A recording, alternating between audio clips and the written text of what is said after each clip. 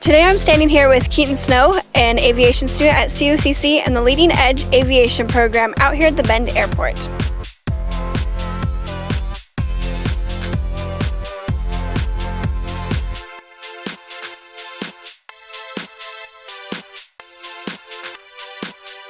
What got you interested in aviation? It's a hard question because I still have pictures of me. I'm like 1 year old and I have a toy helicopter. I've just always had the bug. And my mom, she took me to all these airports and air shows just because she knew I liked it. When did you start the COCC Leading Edge Aviation program?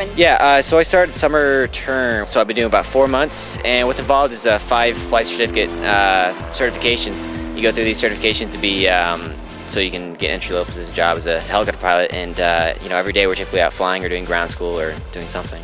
What do you plan on doing after you complete the program? There's a lot of steps to it. You have to gain a lot of experience in hours. First thing typically people do is get hired by the flight school to be an instructor. And then after that, once you get the necessary hours, you go off and do tours, stuff like that. My ultimate goal is to be EMS helicopter pilot. So you recently received the 2013 Aircraft Owners and Pilots Association Richard Santori Flight Training Award. What all was included with that?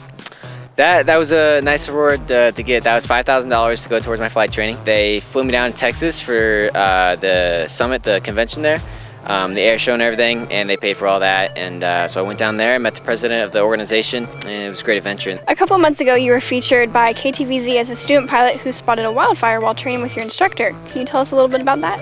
That's right. That was an interesting night. About 1 in the morning, and we were doing a night flight for a requirement. And while we were flying, I saw something glowing in the background, and I thought, I wonder what that was. So I spotted to my flight instructor, Jay Bunning, that I thought it might be a fire. So we headed over there, and sure enough, it was a fire creeping up in the home. So we soldiered around it, tried to wake people up, and called it in for fire department to respond.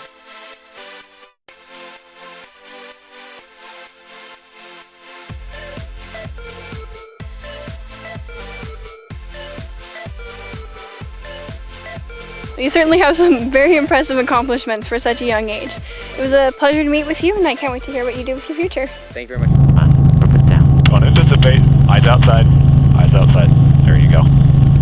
Beautiful. That was the nicest one I've ever done. Yeah, nicely done.